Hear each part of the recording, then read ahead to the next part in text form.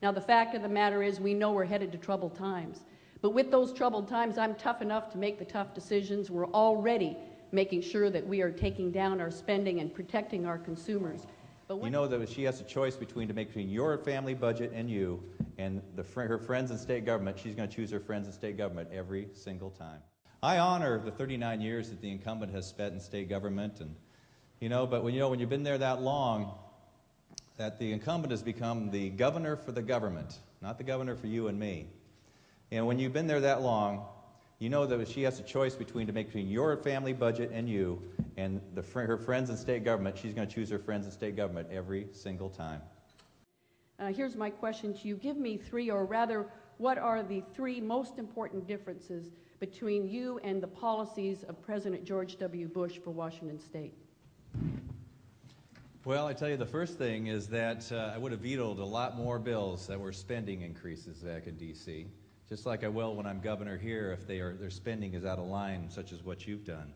Now let me talk about our budget. Where have we invested?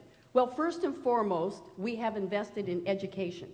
Education, not only in early childhood and K through 12, but higher ed and the trades, to make sure that you have the skilled workforce you need for tomorrow.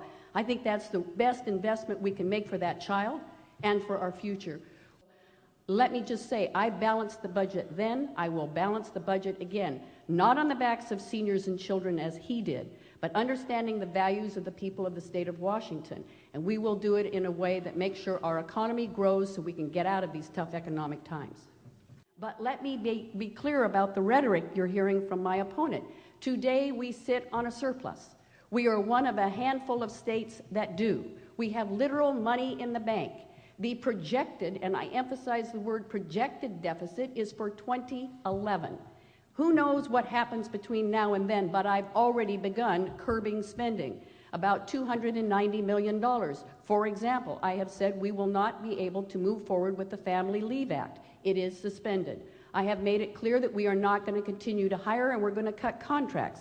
We're going to save money. We're going to continue, because I want to continue to have one of the largest surpluses in the history of the state, which I left this last legislative session with, $850 million. Those are the facts. That's the truth. I inherited his $2.2 billion deficit and balanced the budget, and today have a surplus. And the bottom line, though, is that 1 hour after she was sworn in as governor, even though during the course of the campaign she said now's not the right time to raise taxes, and oh no, we're not going to raise taxes. 1 hour after she's sworn in, the Seattle Times asked her if she's going to keep her no tax pledge. And she says, oh, well, I never really meant no taxes. And then she raised our taxes by $500 million, including the death tax, which is chasing entrepreneurs out of our state. We need to eliminate the death tax in the state of Washington. A deficit. What ended up happening by the time her budget was written, money was flying into the coffers of the state. She raised taxes $500 million in the very same budget she was raising spending by 13%.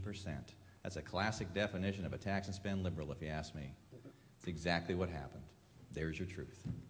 Well, first of all, let me just say that I know families and businesses are going to struggle in Washington State. What's happening on Wall Street and the mortgage crisis and the credit crisis is hitting our state. So we're going to have to buckle down, and the first thing we're going to do is we're going to live within our means. Despite all the rhetoric, I have made it clear, you don't raise taxes, I won't raise taxes in tough economic times. Because why? You can't afford it as a business because you're trying to keep people employed, and I want you to, and our families can't afford it. So we're not going to be raising taxes.